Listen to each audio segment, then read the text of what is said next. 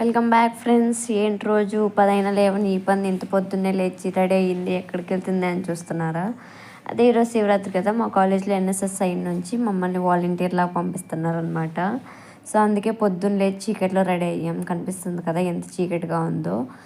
So అలా ఈ gate నుంచి దాటేసాము. ఆ గేట్ దాటితే మాకేంటో అదొక పెద్ద హ్యాపీనెస్. సో అలా ఆ హ్యాపీనెస్తో గుడికి వెళ్ళిపోయాము.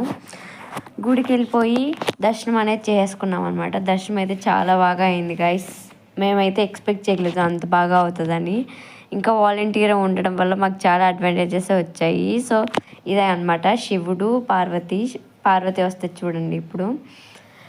చాలా అంటే చాలా బాగున్నారు ఇద్దరు. వాళ్ళు చూడడానికి 2 కళ్ళు సరిపోలేదు మాకైతే. అలా చూసేసిన తర్వాత తీర్థం అయితే ఇవ్వడం స్టార్ట్ చేసాం మేము.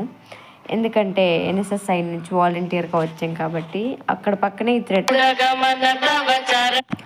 అలా కట్టించుకొని మేము ఒకటి వెళ్ళిపోయామన్నమాట క్యూలోకి. ఆ క్యూ ఏమో చాలా రష్ ఉంది గైస్ చూడండి.